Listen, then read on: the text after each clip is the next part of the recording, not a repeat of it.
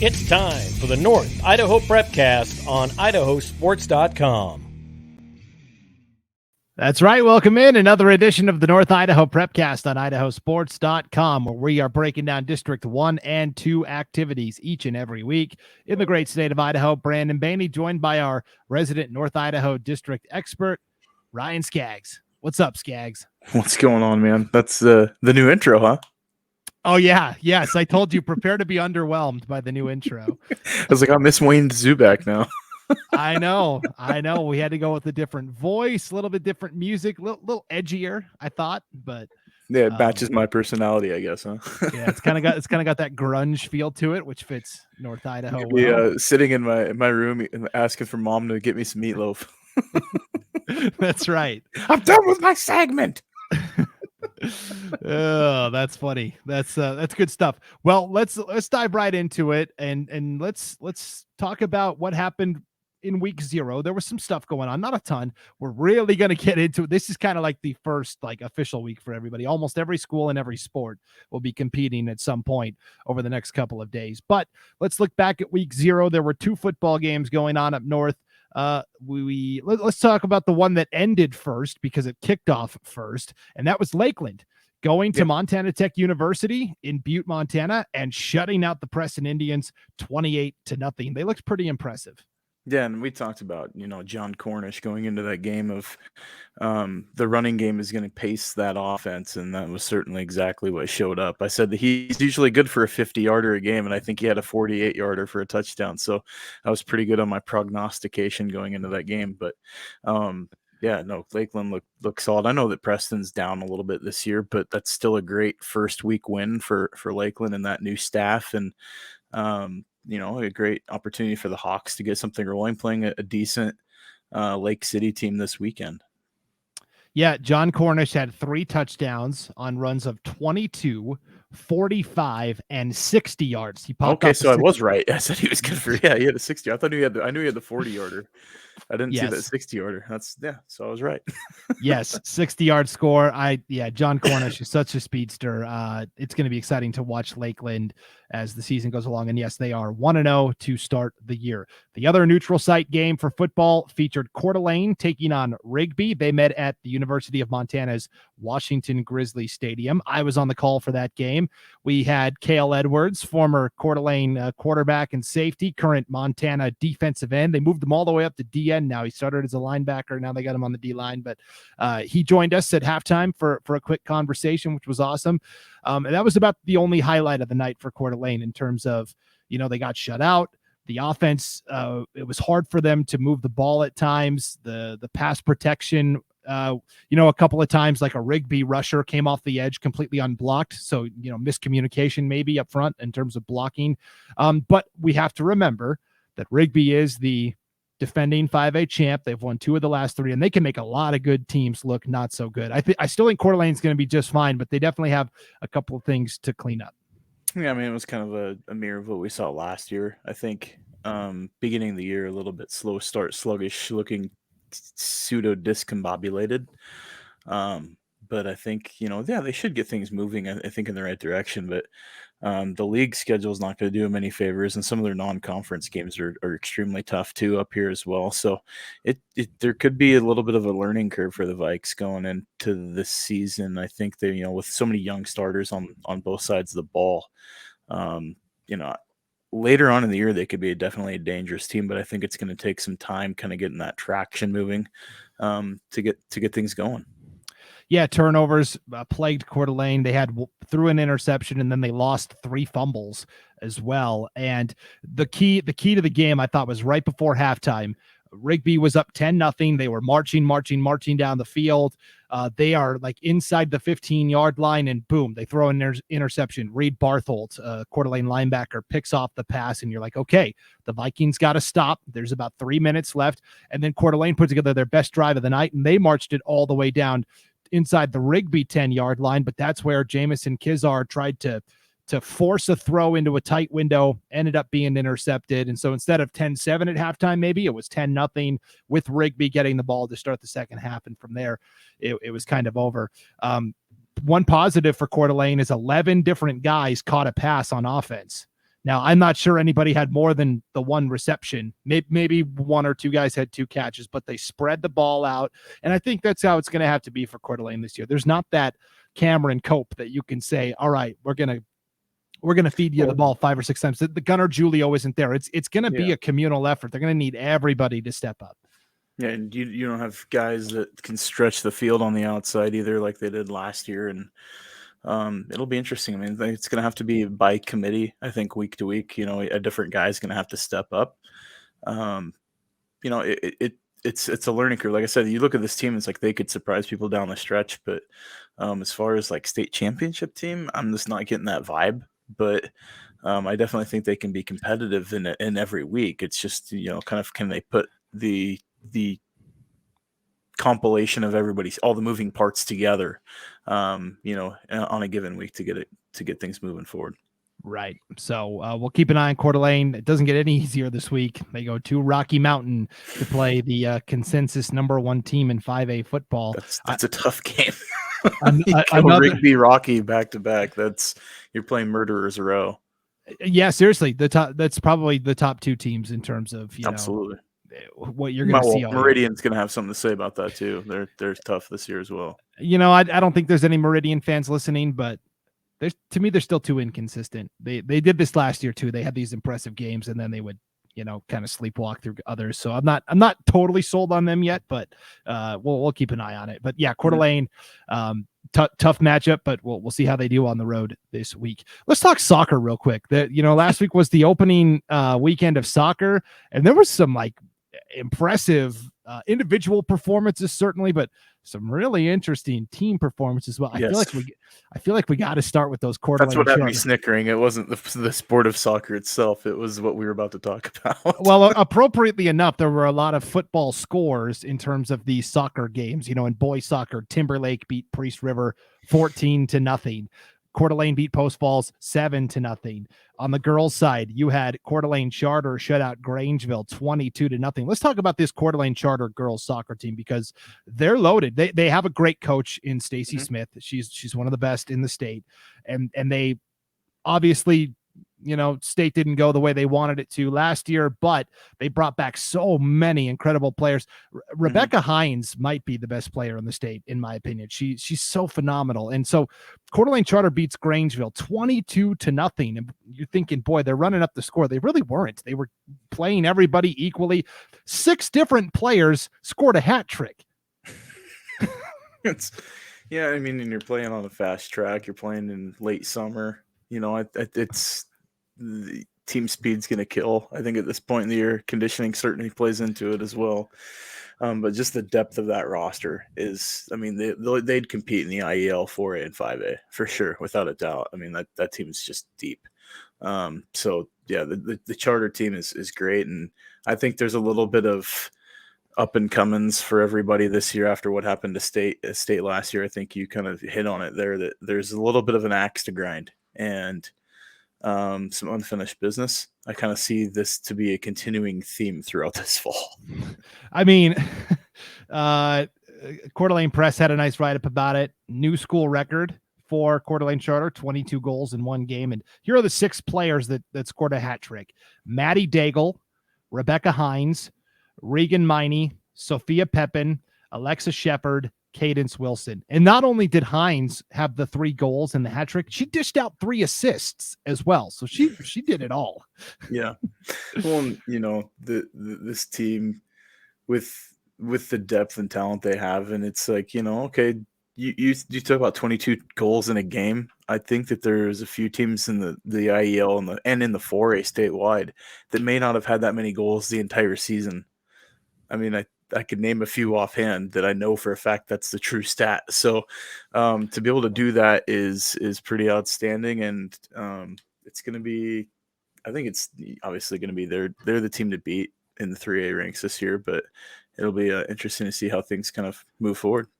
Yeah, and I mean, not every game's going to be like this, 22-0. They're going to No. get pushed by teams in their league. The Intermountain League is solid, but to me, statewide, it looks like it's this collision course: Coeur d'Alene Yeah. Charter and Fruitland, the defending champs, because Fruitland brings back a couple of pieces as well. And so it seems like they're on this collision course early on, and we'll see if anybody else can step up. Hunter's Ferry will be tough, I think. I mean, you look at some of those teams. Timberlake always has good athletes too, so I think they'll get pushed a little bit here and there, but.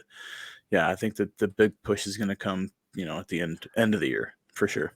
Yeah, speaking of soccer, real quick, we'll switch over to the boys' side. I know it was kind of a dire situation in St. Mary's this year with boys soccer. Like the first day of practice rolled around, and like they had single-digit players, like 7, 8, 9 guys showed up, and so you obviously need 11 just to play, but then you need a bench too, and so they kind of put out the call and they said, look.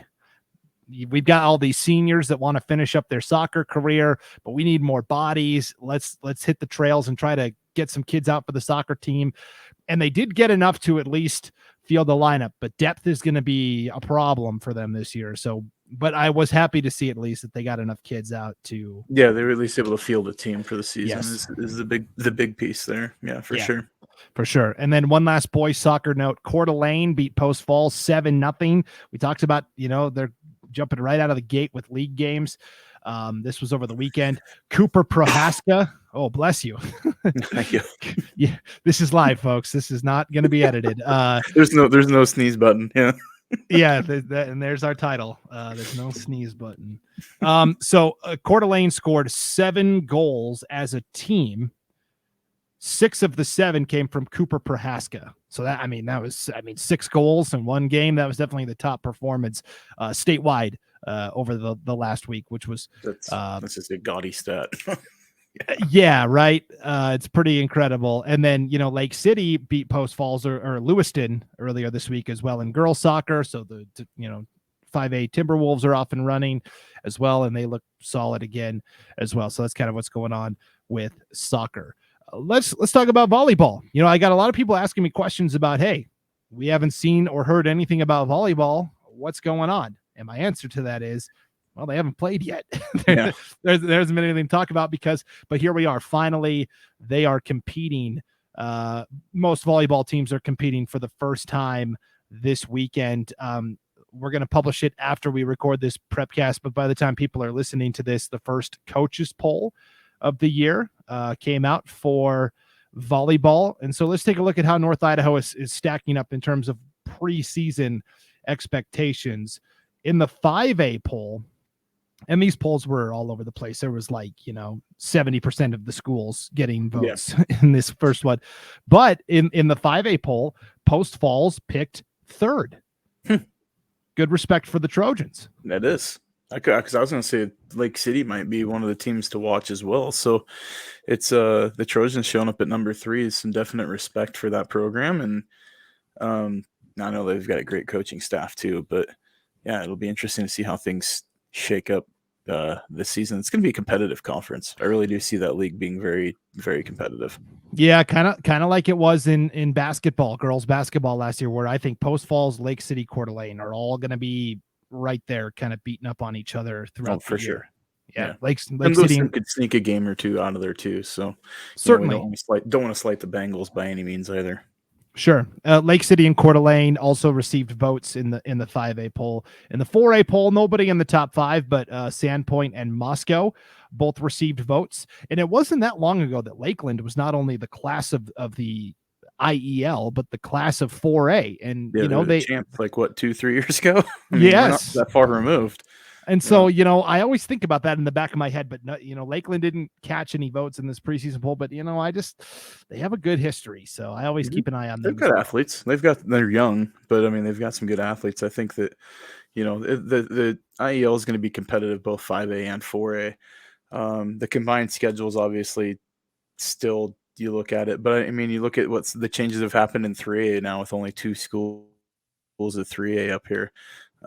There's some interesting mixes. The 2A got certainly way more competitive now with Priest River and Kellogg dropping down. So it'll be interesting to see how things kind of shake out. Yeah. So one distinction in 3A in football. You're right. It's Sorry, a you're right. Yeah, sorry. I apologize. I thought it was all sports for Kellogg, but yeah. No, it is. So, Okay. in 3A football, you got Timberlake and Bonners Ferry. It's those two schools in volleyball, but Coeur d'Alene Charter is also Coeur d'Alene Charter's up there as well. Yeah, a 3A, right. And I think they're kind of one of the favorites. They received votes in the 3A poll, as did Bonners Ferry and Timberlake. Coeur d'Alene Charter got a first place vote. Actually, it wasn't enough to get into the top 5, but Coeur d'Alene Charter got a first place vote from somebody.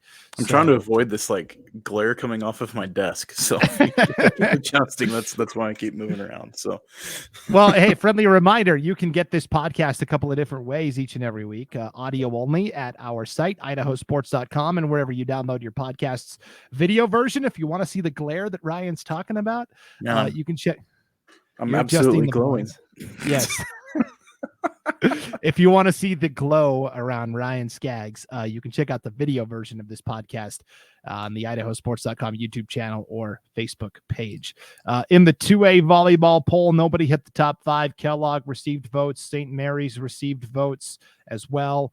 I like Kellogg a lot. I think people are sleeping on Kellogg. They've got a lot of good female athletes in the school right now, and so I like Kellogg in most sports right now in 2A. So yes, it'll be interesting to see how things turn out now that they're down at the 2A ranks. It'll be interesting. They'll make some noise. Let's put it that way. Definitely. 1A D1 poll, of course, all things go through the White Pine League. Troy, the defending champs. You don't say. You're right. Troy gets the number 1 spot in the preseason poll. Genesee is ranked 3rd. Also receiving votes, Potlatch, Lakeside, and Kamei as well. You know, Potlatch was good last year. They lost a lot of talented seniors. How will they reload?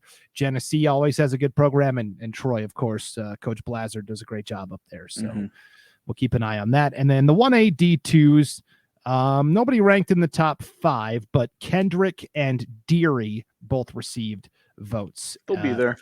One of them will, at least. Yeah, you can count on that one. So yeah, Deary. But Deary's, I think Deary's got the front hitter that's what, like 6'1", 6'2", that she can dominate up front. So Kirk, I think, is still around, or one of them. So, yes. Yeah. They'll be okay. Yes, I agree. I think Deary is always so good, and no love for Wallace. Wallace got so close last year to getting to state, and then they had to play a stupid play-in game, even though they won their district. And we won't rehash all of that, but we will put a little salt in the wound. Yes. Yeah, for sure. Okay. So what's coming up for volleyball this weekend? Lake City is at Lakeland, which is a big matchup. You've got Bonners Ferry and Kellogg. They used to be district rivals. Coeur d'Alene's going to play Moscow. Post Falls is also going to play Moscow. You've got Lakeland at Lewiston. And then, of course, those are all like Friday matches. And then the big volleyball tournament that really, to me, kicks off the season is the annual Judy Fong Memorial Tournament in Lewiston. That's going to take place this Saturday, August 27th. And a lot of good teams from North Idaho and a couple of Washington schools will be there competing as well. Judy Fong. Yeah. Yes. And they do this every year to honor Judy Fong, who was such an icon in the volleyball community and the athletics community in Lewiston, both at Lewiston High and LC State. So good annual tournament. Kai was very involved with tennis at LC. So yeah, it's a good tournament though, man. It's gonna be a great turnout. Yeah, and we'll talk about who looks good coming out of that. I know Post Falls did really well at the Judy Fong last year, and even some of the smaller 1A 2A schools competed well. So we'll recap the Judy Fong tournament for you coming up on next week's Prepcast. And then finally, let's take a look at what's going on in football. Ryan, we've got a big full schedule of games coming up in football this Friday and Saturday.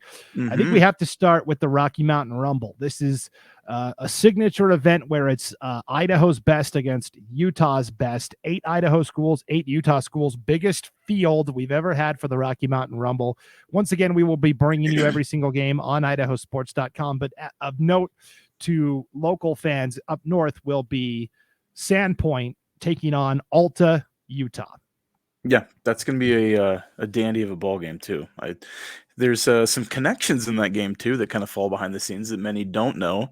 Is Parker Pettit's dad played for Alta, and won a state championship there in 1984. So a lot of people didn't know that about this background of this game, but there's some connections there between the two programs. And Sandpoint obviously playing their first game and coming in off of a state runner-up affair last year where they lost to the hands of Skyline.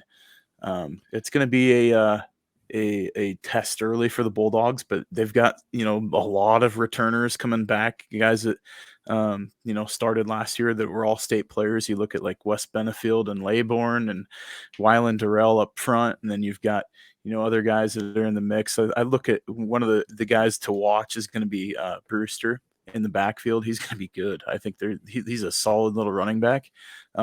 He's way different than Garrett Cox was as far as type of runner. I think he's a better receiver. So it'll be an interesting thing to see like how this offense kind of comes to fruition. I believe they might be without Newhart this year. So that'll be interesting. That kind of changes things, losing a deep threat over the top, but they've still got Max Frank and some other, like Ari Vandenberg and some other deep threats there, some other guys that can catch the ball underneath. So I think they'll have a great season. No doubt about it. It's going to be a dandy of a ball game. Yeah, and friendly reminder, Utah gets a 2-week jump start. So, for example, Alta is already 1-1 on the season. They lost to Layton, another team that's going to be competing at the Rocky Mountain Rumble, 16-9, and then they beat Westlake last week, 27-20. And for Sandpoint, of course, this is their first game of the year. I'm going to steal that little tidbit about Parker Pettit's dad. I'm going to use that on the broadcast. Yep, I'll be broadcasting those games. So do it, absolutely. And then you've also got Lewiston playing Layton in the Rocky Mountain Rumble as well. So yeah, that'll be Lewiston. I like the Bengals a lot this year. I really do. I think even though they lost, Cruz Hepburn, that team is loaded. There is some talent all over the field, especially you'll enjoy watching the back end of that defense. Jared Jelinek, a player to watch in the secondary. He's a smaller corner, but that kid is just absolutely everywhere. He is a glue guy. And it'll be the Bengals. They're a fun team. They're going to be a fun team to watch this year for sure. James White, tight end. It's going to be, he's going to be a great, player to watch in that game as well. Yes, and Lewiston has really good offensive and defensive linemen, which is the foundation of everything they will. Yeah, they are. So yeah, you mentioned they're going to be playing Layton. Layton is 2-0 with the win over Alta, as we previously discussed, and then they beat Northridge last week 45-28. It's going to be a tough test for Lewiston, but again, I would say, don't judge everything based on this game. Keep in mind that Layton's had not only a 2-week head start in terms of games, but then they've been practicing for that much longer than Lewiston has as well. So, but those are the two teams from North Idaho competing in the Rocky Mountain Rumble. Also on the IdahoSports.com broadcast schedule this week, and you can always check which games we're going to be broadcasting by clicking on the Game Streams tab on the homepage at IdahoSports.com. But how about this matchup up north? This is an intriguing one to me. We've got Moscow hosting Kellogg. That's Kellogg gonna be a good game. That is going to be a good game. It's a 2A versus a 4A, but that's a deceiving 2A though. Come on now. Yes, you've got Ripley Luna and Colby Luna in that game, and there's some talent for the Wildcats in that game, and you've got Rob Bayfus taking over Moscow, making that journey 8 miles west to Moscow High School from Troy. There's going to be some storylines in that game. It should be a good game. I really think it'll be a great game. And Moscow's got some solid youngsters all throughout. Wyatt Hardig out there. He was the newcomer of the year last year in the IEL. He's also my cousin's kid, so gotta drop his name. But he's good up front on the offensive line and on the defensive end of the ball. So it'll be, I think, a really solid game for the Moscow Bears and for Kellogg for first game right out of the chute. Yeah, that's going to be a fantastic matchup. And then we're also bringing you a 5A battle. Post Falls is going to be traveling to Middleton for a neutral site game against Skyline, Utah. And we will be broadcasting the game. It's going to be, now it's a Friday game, 2:00 Mountain Time. That's 1:00. 1:00 Pacific on a Friday. Pacific. Yes. Why not? Hey, this will be nice because if you're stuck at work like Ryan, you can just kind of have the game on in the background on IdahoSports.com. That'll get you through the rest of your Friday and into your weekend. That's right. So that'll be, and of course we'll have the Rumble going as well. And I mean, there's going to be football all day Friday if you really want to. The 8-man this weekend or next weekend? That's this weekend as well, Yeah. and that is on Saturday. But that leads me into the next batch of games we're going to be broadcasting, and that is the 8-man classic on Saturday from Middleton. A couple of teams going to be competing here. We're going to see in the first game, Kendrick, the defending 1A D2 champions, taking on Notice, a team that made the 1A D1 quarterfinals a year ago. Kendrick is the overwhelming favorite. They returned so many kids, man. They lost one player off of last year's championship team, and so it's going to be really fun to watch. And again, all of these 8-man classic games you can watch on IdahoSports.com. After Kendrick plays Notice, it will be Clearwater Valley taking on Glens Ferry. That should be a nice win for head coach Alan Hutchins and the Rams. And then, that Kendrick Notice game is nice, but I think the final game is going to be the most intriguing, and that is Prairie against Oakley, the 2-time defending 1A D1 champs. Yeah, and you got Prairie with a new coaching staff. Well, kind of new. I mean, that we've now seen the changing of the guard take place there in Cottonwood, and so it'll be interesting to see if things kind of continue as pat as they had in years past. With the continuity within the program, I know they kept a lot of their coaches, which is great. So I'd look to see kind of Prairie kind of continue. They've got athletes all over the field. I mean, they reload. They don't, have to necessarily rebuild. So it'll be interesting to see what the Pirates can do this year. And that White Pine League is going to be tough. You look at teams, Lapway, I think, is going to surprise some teams this year. They've got, well, not surprised because they did really well last year, but they obviously have to replace the Gatorade Player of the Year. But they've still got talent. They've still got guys that can play, and there's some dudes that can stretch the field for the Wildcats. And the Pirates are always solid. I think, you can keep your eye on Kamiai is going to be pretty good in that conference as well. Paul Latch might be able to make some noise too. So it'll be a good balanced, I think, attack for that league and what they might be able to do in the postseason. So check this out. Lapway comes in with all this preseason buzz. They're picked as the preseason #1 team in the preseason coaches poll. They are supposed to play in the 8-man classic against Raft River, and they drop out. And this is only what I heard. I couldn't confirm this with anybody, and this is from the Raft River people that told me this. They said Lapway didn't think their numbers were going to be high enough to compete in the 8-man classic. So I was curious, does that mean overall numbers for the team? Does that mean just for this first game? Are they not going to have enough players that have their 10 practices in? Whatever. So Lapway drops out, but instead now they're still playing on Friday. But to me, it's a game that's even more important. Mm-hmm. It's now a home conference game against Kamiai. These are like 2 of the top 3 teams that are playing. Yeah. So I'm really intrigued to see what's going on with Lapway this year. And of course, the big storyline with Lapway is Sage Lone Bear, such a great 2-way lineman, transferring to Clarkston High in Washington. And I told you there's a pipeline there. That's my alma mater. There's a pipeline to Clarkston, and that it's interesting to see that, but I understand him going to a bigger school, but yeah. And because he's got, college football teams lining up, recruiting him for his services. And he wants to experience the 11-man game, right? Clarkston plays 11-man football. Lapway plays 8-man football. You're going to play 11-man football. I'm not going to slide him there. Yeah, for sure. No. And it's, especially for a lineman, it's a lot different because that's where you're cutting players from. Clarkston's playing in the Greater Spokane League. They're a 2A school in Washington. Bryson Bai, their coach, is a good coach. I mean, he's a great guy. I know him personally. And, I think he'll have success with that program. There's some talent there on that Bantam team too. And he's going to be able to play teams like Lewiston and Moscow and Pullman and obviously some of the Spokane schools. So it's a good test for Sage to make that jump. And I'm not going to slide him for it if he's looking at the next level. Definitely. And then we'll wrap up with this one last game I wanted to highlight. And again, we're not going to touch on every game every week, but you can see the full schedule of games and all the scores at IdahoSports.com. But this is a game I think is going to be kind of sneaky good. And it's up north in the 1A D2 ranks in this new North Star Conference where you've got Mullen St. Regis, Clark Fork, and Kootenai, who have been in that league the past couple of years, along with a couple of D1 drop downs in Lakeside and Wallace. So what used to be a 2-team district in D1 and a 3-team district in D2 is now a nice 5-team conference in the D2 ranks. They're going to get 2 playoff teams this year, so that's big. In years past, they've only gotten the one. They've gotten the half bid play-in game type situation.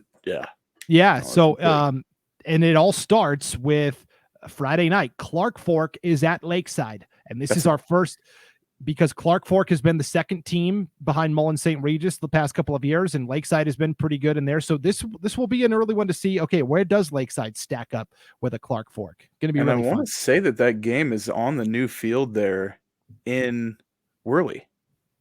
They built a brand new turf field in Worley, and I think that game is going to be played in Worley on that evening. So that should be a good game, I think. And we're gonna see Vander Brown blow up the scoreboard again this year. But I'll just make that prognostication now. But it should be a good game. I really do think that conference it's where it should be. I would love to see Genesis Prep eventually add 8-man football too. I think that would be a really, really nice conference up here in North Idaho.